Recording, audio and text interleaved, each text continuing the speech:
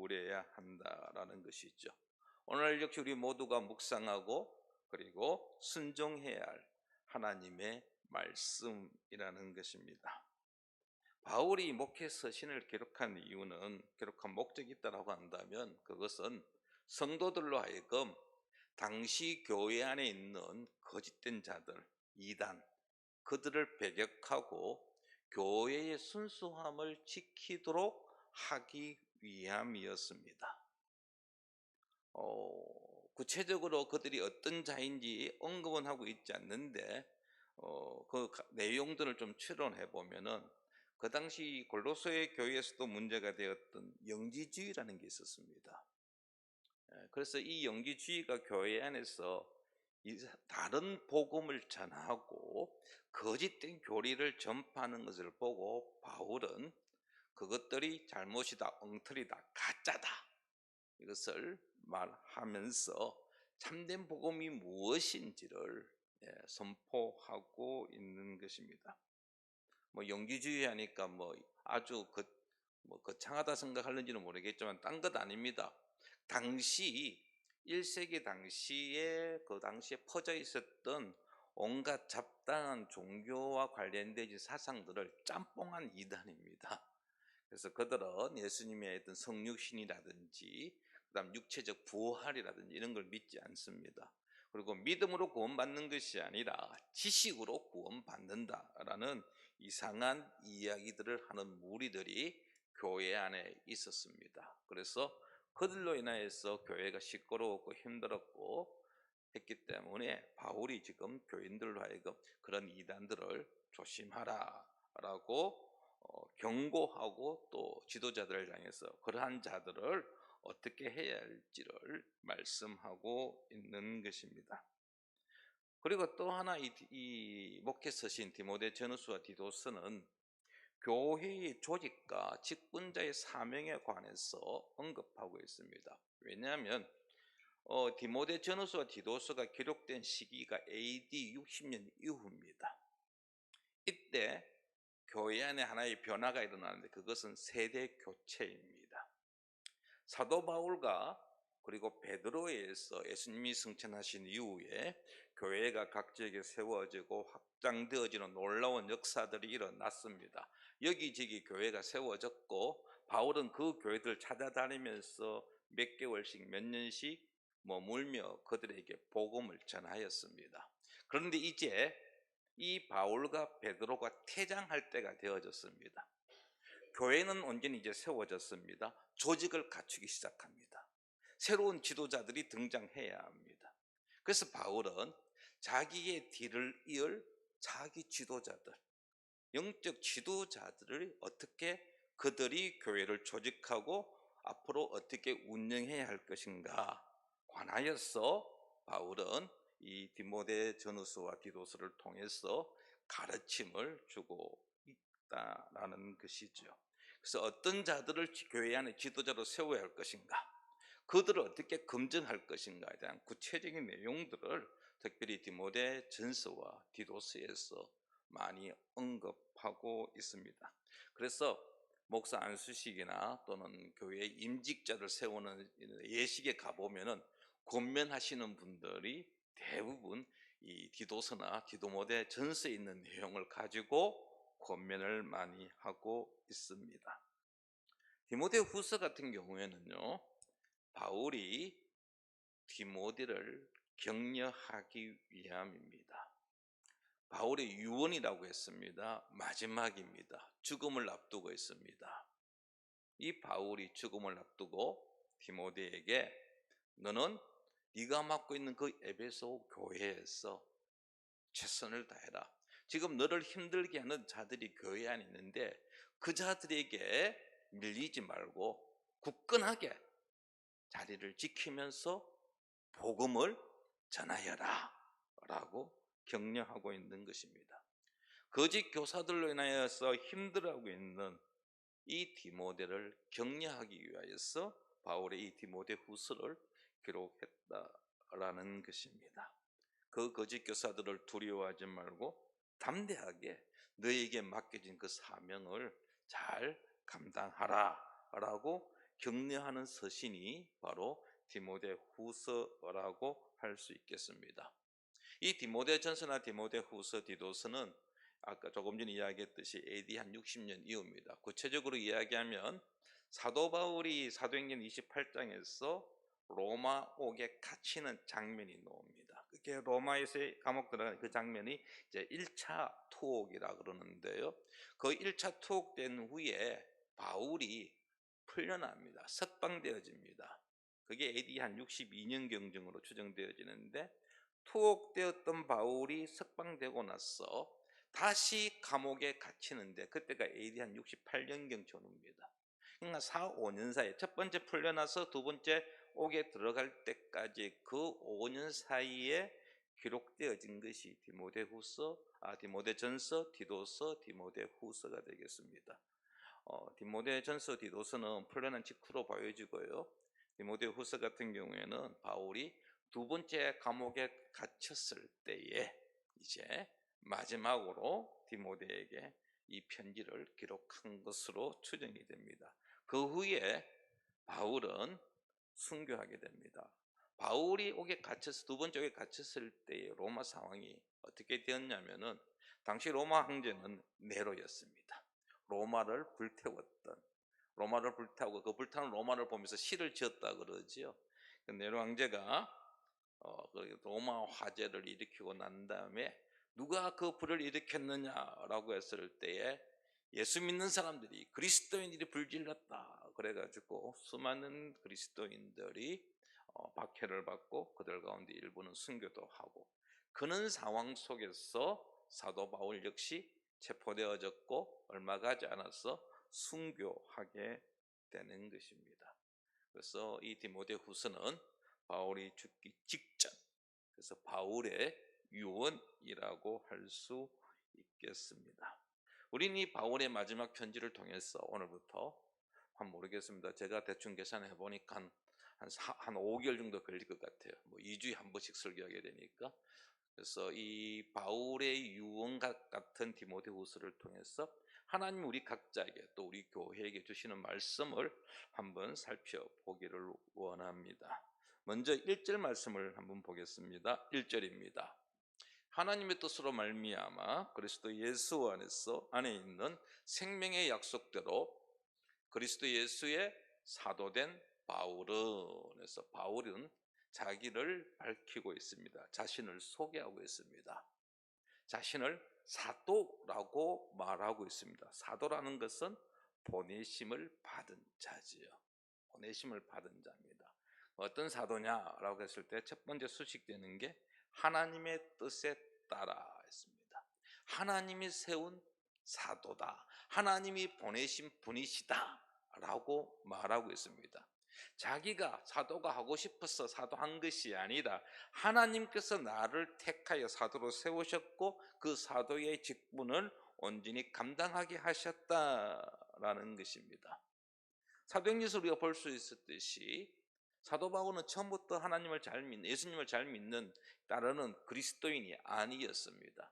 그는 그리스도인들 박해하는 자였습니다. 그래서 다메섹에 있는 그리스도인들을 체포하기 위해서 자기의 부하들을 데리고 다메섹을 방문하다가 가는 길목에 그는 예수님을 만나게 되었고, 그곳에서 정말 내가 박해하고자 하는 그 예수 그리스도가, 예수님이 하나님의 아들이시고 우리의 구원자 되시는구나, 그리고 그 당시 그리스도인들이 전파했던 그 모든 예수님과 관련 이야기들이 사실이구나라는 사실을 깨닫게 되고 그의 삶에 놀라운 변화가 일어납니다. 그래서 그때부터 사도 바울이 이제 복음을 전가하는데 그 모든 일련의 과정들이 하나님의 뜻에 따라서 이루어졌다라고 고백하고 있는 것입니다. 바울이 이처럼 자기 자신을 하나님의 뜻에 따라서 사도가 되었다라고 밝히는 이유는 바로 에베소 교회에 있는 거짓 교사들 때문입니다. 그들이 전하는 복음, 그거 거짓이고 가짜다라는 것이죠.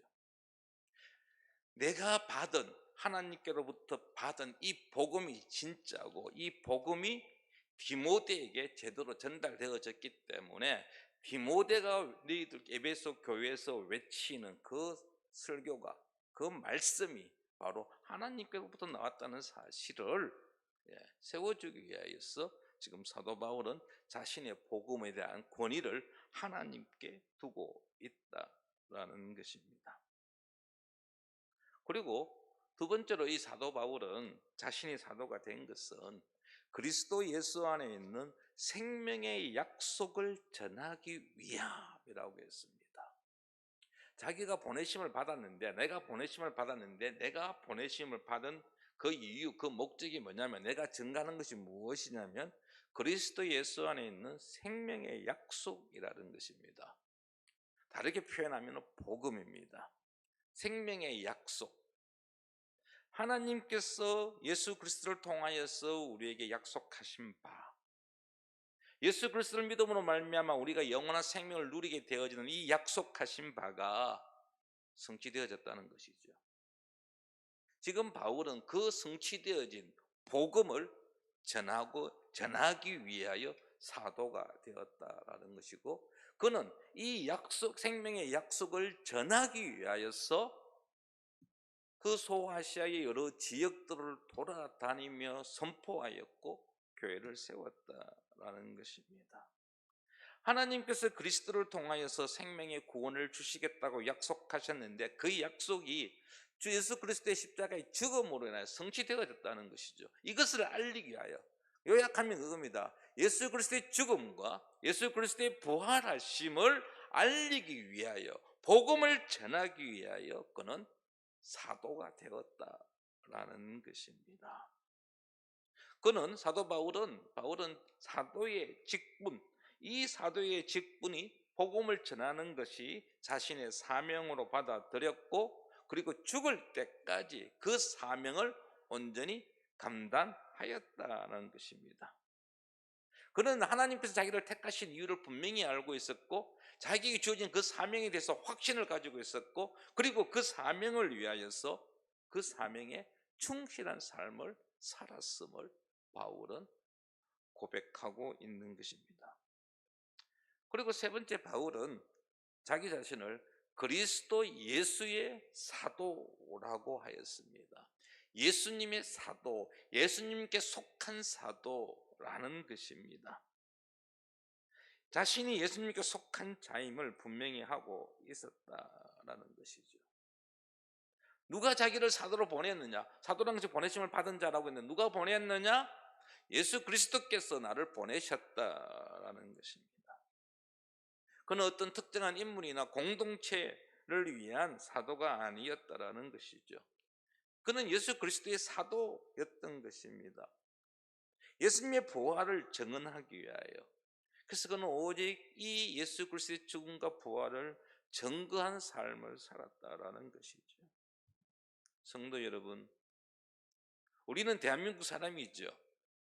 그리고 금정구청의 금정구에 속해 있는 주민입니다. 물론 여기 금정구 안 사시는 분도 계시겠지만은, 그런데 우리가 잊지 말아야 될 것은 우리는 그리스도인이라는 사실입니다. 예수님을 2000여 년 전 베들레헴의 아기의 모습으로 온 예수 그리스도를 나의 구원자로 믿고 따르는 그리스도라는 사실을 우리는 잊지 말아야 한다라는 것입니다. 우리는 예수님을 따르는 자들입니다. 많은 것을 가지고 있든 아니면 내가 정말 빈곤하다 할지라도 그게 중요한 게 아니라는 것이죠. 많이 배웠든 못 배웠든 간에 우리가 그리스도인이라는 사실에는 변함이 없습니다. 따라서 우리는 그리스도인으로서 이 땅에서 살아가기에 최선을 다해야 합니다. 예수께 속한 자로 우리의 삶은 있어야 한다라는 것입니다. 바울은 하나님의 뜻에 따라서 살았고, 그리스도께 받은 사명을 온전히 감당한 자였고, 예수 그리스도만이 자신의 삶의 목적으로 삼고 살았던 자였습니다. 오늘이 12월 27일이죠. 이제 2023년도 며칠 남지 않았습니다. 우리는 지난 1년 동안, 한 해 동안 어떻게 살았습니까? 하나님의 뜻을 이루기 위하여 어떤 수고를 하였습니까? 주님께서 우리에게 맡기신 그 사명을 감당하기 위하여 우리는 어떤 수고를 하였습니까? 하나님이 우리의 삶의 목적이었습니까? 우리 새해를 앞두고 있는데요, 한번 점검해 보기를 바랍니다. 그리고 주님의 뜻을 이루기 위하여 주님께서 우리에게 맡기신 사명을 온전히 감당하는 새로운 한 해가 되기를 결단해야 할 것입니다. 2절 말씀 보겠습니다. 2절에 보면 우리 2절 같이 한번 읽어보겠습니다. 사랑하는 아들 디모데에게 편지하노니 하나님 아버지와 그리스도 예수 우리 주께로부터 은혜와 긍휼과 평강이 내게 있을지어다. 아멘. 여기 보니까 바울이 누구에게 보낸지를 수신자를 분명히 밝히고 있습니다. 디모데입니다. 근데 그 디모데에 수식한 단어가 하나 있죠. 나의 사랑하는 아들 디모데. 사랑하는 아들이라고 디모데를 칭하고 있습니다. 그러면 디모데는 바울의 아들입니까? 그건 아닙니다. 디모데는 헬라인 아버지와 유대인 어머니 사이에 태어난 자였습니다. 그의 아버지에 대해서는 언급은 하고 있지 않지만은 그의 어머니 유니게와 그의 외할머니 로이스는 신실한 믿음의 소유자였습니다. 바울과 디모데의 만남은 1차 전도 여행 때였습니다. 바울이 2차 전도 여행 때 만나게 되는데요, 바울이 루스드라를 방문하였을 때 그곳에서 디모데를 만나게 됩니다. 그리고 디모데는 바울의 2차 전도 여행을 동행하게 됩니다. 루스드라에서의 디모데에 대한 소문은 아주 좋았습니다. 형제들에게 칭찬받는 자였고, 그리고 그는 할례를 받은, 나중에 유대인 전도를 위해서 그는 할례를 받았습니다. 뿐만 아니라 디모데는 바울의 인정을 받았기 때문에 바울을 대신해서 여러 교회에 바울의 메시지를 전달하는 메신저의 역할도 온전히 감당했습니다. 3차 전도 여행 때도 함께 하였을 뿐만 아니라 바울이 옥에 갇혀 있었을 때 그 옥에서 함께 생활하였던 자, 바로 디모데였습니다. 그래서 바울은 디모데를 자신의 영적인 아들로 받아들였던 것이고, 그 표현을 지금 오늘 2절에서 사랑하는 아들이라고 표현하고 있습니다. 디모데는 바울에게 있어서 충성된 자였고 가장 신뢰할 만한 동료였기 때문에 바울은 그를 인정하였고 그를 세웠습니다. 바울이 이 1차 옥에서 풀려나고 난 다음에 바울을 대신해서 에베소 교회에서 목회하였던 디모데, 바울이 이처럼 디모데를 가르쳐 사랑하는 아들이라는 것은 디모데의 신분을 확인하기 위함이죠. 에베소 교회 교인들로 하여금 디모데는 내가 가장 사랑하는 아들이다, 디모데에 대한 지지를 보내고 있는 것입니다. 그리고 바울과 디모데 이 관계를 보여줌으로 말미암아서 디모데에게 좀 힘을 실어주고 있죠. 내가 디모데를 인정하고 디모데에 대해서 내가 이렇게 보증한다라는 의미를 보여주고 있는 것이죠. 그러니까 바울이 디모데에게 있어서 바울은 엄청난 힘이 되는 것입니다. 이처럼 간단하게 문안 인사를 한 바울이 이제 기도하는데 밤낮으로 기도할 때마다 디모데를 기억하면서 하나님께 감사하였습니다. 3절 말씀입니다. 3절에 보시면 내가 밤낮 간구하는 가운데 쉬지 않고 너를 생각하여 청결한 양심으로 조상 때부터 섬겨오는 하나님께 감사하고, 이게 내가 밤낮 간구하는 가운데, 바울은 기도할 때마다 너는 디모데입니다, 디모데를 생각했습니다. 그리고 그 디모데를 생각할 때마다 나오는 기도의 내용은 하나님께 감사하는 기도였습니다. 그는 디모데를 생각하면서 밤낮 없이 기도하였고 기도할 때마다 하나님께 감사하였습니다. 왜 바울이 디모데를 놓고 기도하면서 하나님께 감사했을까요? 두 가지를 언급하고 있는 오늘 본문은 첫 번째가 디모데의 눈물이었습니다. 4절 말씀을 한번 보십시오. 4절에 보면 내 눈물을 생각하여 너 보기를 원하면 내 기쁨이 가득하게 하려 함이니라고 했습니다. 내 눈물, 디모데가 흘린 눈물을 생각한다. 그래서 기억한다라는 뜻입니다. 바울은 디모데가 흘린 눈물을 기억하였고 그 눈물로 인하여서 기도할 때마다 하나님께 감사하였다라는 것입니다. 언제 바울과 디모데가 만나서 디모데가 눈물을 흘렸는지는 성경에 언급되어 있지 않기 때문에 우리는 모릅니다. 그러나 바울과 디모데가 함께 생활한 시간들이 많았기 때문에 아마 바울은 디모데의 눈물을 보았을 것입니다. 근데 그 디모데의 눈물은 어떤 눈물이었을까요? 뭐 여러 가지는 생각할 수 있겠죠. 그 중에 하나는 우리가 생각할 수 있는 것은 바울이 옥에 갇혔을 때 얼마나 안타까웠겠습니까? 디모데 입장에서 이 날씨가 추워지면 이 추워진 날씨 속에 어떻게 지낼 수 있을까? 뭐 이런 걱정 저런 걱정. 하여튼 그 디모데가 바울을 향한 그 사랑에서 나오는 눈물, 그 눈물을 바울이 기억하고 그 디모데의 마음이 바울에게 와닿았을 때 바울은 하나님께 감사하였다라는 것입니다. 성도 여러분, 우리의 수고로 우리의 눈물로 세워진 신앙의 동력자가 있습니까? 아니면 신앙의 자녀가 있습니까?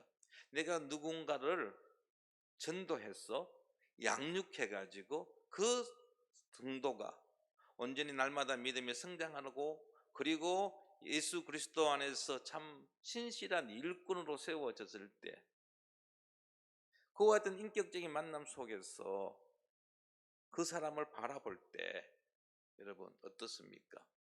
왠지 모르게 기분 좋잖아요. 생일인데 카톡이 날라옵니다. 선생님, 집사님, 권사님, 장로님, 제가 장로님 때문에 권사님 때문에 교회 다니게 되었고 예수님 믿게 되었고 이렇게 신앙생활 잘하게 해주셔서 정말 고맙습니다 라고 여러분 그런 카톡의 내용이 온다든지 선물이 오면 어떨까요? 얼마나 기분이 좋겠습니까? 내가 저 사람을 위해서 눈물 흘리며 하나님 앞에 기도하였고 내가 저 사람을 위해서 기도하였고 내가 수고하였고 내가 헌신하였는데 그 열매로 저 사람이 나에게 이런 반응을 그 사람의 신앙이 날마다 자라고 있구나라고 생각되어지면 기쁘지 않을까요? 그래서 바울이 이렇게 이야기하고 있죠. 4절 끝에 보면은 내 기쁨이 가득하게 하려 함이라. 바울은 디모데의 헌신을 보면서 그 힘들고 어려운 에베소 교회에서 목회하는 모습을 보면서 그가 흘리는 눈물을 바라보면서 바울의 기쁨이 가득하였다라는 것입니다. 또 하나 바울로 하여금 하나님께 감사하게 했던 것은 디모데의 믿음이었습니다. 5절 말씀을 보십시오. 5절에 보면 이는 내 속에 거짓이 없는 믿음이 있음을 생각합니다. 이 믿음은 먼저 내 외조모 로이스와 내 어머니 유니게 속에 있더니 내 속에도 있는 줄을 확신하노라. 아멘. 바울은 디모데의 믿음을 보면서 하나님께 감사했습니다. 그 믿음 어떤 믿음입니까? 거짓이 없는 믿음, 참된 믿음이라는 것이죠. 참된 믿음. 물론 그 디모데의 믿음은 그의 외할머니와 그의 어머니를 통해서 물려받은 것이지만은 그러나 그 믿음이 디모데와 함께 선교 여행을 하는 과정, 바울과 함께 선교 여행을 하는 과정 속에서 그 믿음이 날마다 자라갔고 한 지역의 교회를 담당할 수 있는 영적 지도자가 되었다는 사실이 바울에게 기쁨이 되었고 바울은 그로 인하여 하나님께 감사의 기도를 할 수 있었다라는 것입니다. 성도 여러분, 우리는 어떠합니까? 우리의 자녀들이 어떠합니까? 우리의 자녀들이 제대로 우리의 믿음을 이어받고 있습니까? 우리가 전도한 사람들이 정말 지금 현재 신앙생활 잘하고 있습니까? 우리는 우리의 자녀들이나 우리가 전도한 사람들의 믿음이 날마다 자랄 수 있도록 수고해야 할 것입니다. 도와야 할 것입니다. 그들이 스스로 자기 힘으로 말씀을 읽고 묵상하고 기도할 수 있도록, 성장할 수 있도록 도와주어야 할 것입니다. 이를 위해서 우리가 해야 할 것이 있다고 한다면 우리가 그들에게 좋은 신앙의 모델이 되어야 합니다. 전도되어 온 사람이 누구를 보고 신앙생활을 할까요? 자기를 전도한 사람입니다. 우리의 자녀들이 무엇을 보고 신앙생활을 할까요? 우리입니다. 우리가 어떻게 신앙생활을 하느냐에 따라서 우리의 자녀들이 우리가 전도한 사람들에 달라진다라는 것입니다. 신앙은 말로 전수하는 것이 아닙니다. 삶으로 전수되어질 때에 온전한 전수가 가능합니다. 우리가 달라진 모습을 보여줄 때에 그들이 달라집니다. 우리가 교회 안에서는 우리의 입으로 하나님을 찬양하고 정말 예수 믿는 척, 정말 신실한 사람처럼 행동하지만 그러나 가정에 돌아가서 우리의 일터 속에서 정말 하나님과 우리의 신앙과 전혀 상관없는 삶을 살아갈 때에 과연 우리의 자녀들이, 우리의 전도한 자들이 제대로 신앙생활을 할 수 있겠느냐는 것이죠. 여러분, 개 이야기 아시는지 아실 거예요. 개, 멍멍하는 개 말고요. 여러분, 꽃게 있죠, 꽃게. 어미개가 새끼 개복을 했답니다. 야, 너희들 왜 자꾸 옆으로 걷냐? 앞으로 가야지. 옆으로 가는 거 아니야. 앞으로 가야 돼. 보고 나를 보고 따라와 하면서 이 어미개가 어떻게 걸었죠? 옆으로 걸었습니다. 어미개 역시 앞으로 못 갔어요. 옆으로 걸어요. 그러니까 새끼 개들도 역시 뭐합니까? 옆으로 걷는 거예요. 그래서 여러분, 예수 먼저 믿은 우리의 책임이 정말 막중합니다. 정말 중요합니다. 우리의 자녀들이, 우리가 전도한 사람들이, 우리 뒤를 따라오는 신앙의 후배들이, 다음 세대가 온전히 하나님 앞에서 성숙된 자로 성장하고 헌신하기를 원한다라고 한다면 우리 자신이 먼저 달라져야 합니다. 우리 자신이 먼저 주의 말씀 앞에 순종해야 합니다. 우리의 언어가 달라져야 됩니다. 우리의 마음 태도가 바뀌어야 합니다. 우리가 달라지지 않고서는 결코 우리는 다음 세대를 기대할 수가 없습니다. 우리의 외침은, 우리의 가르침은 공허한 메아리에 그칩니다. 아무런 영향도 주지 못하는 쓸모없는 잔소리에 그칩니다. 디모데가 바울의 뒤를 이어서 초대교회의 지도자가 될 수 있었던 것은 그의 어머니와 그의 할머니에게로부터 어릴 때부터 제대로 신앙교육을 받았고 바울과 같은 앞에서 이끌어주는 자가 있었기 때문에 디모데는 바울의 뒤를 이어서 교회를 이끌어 나갈 영적 지도자가 되었던 것입니다. 우리는 우리의 자녀들이나 우리가 전도한 자들의 믿음의 성장을 위해서 수고해야 할 것입니다.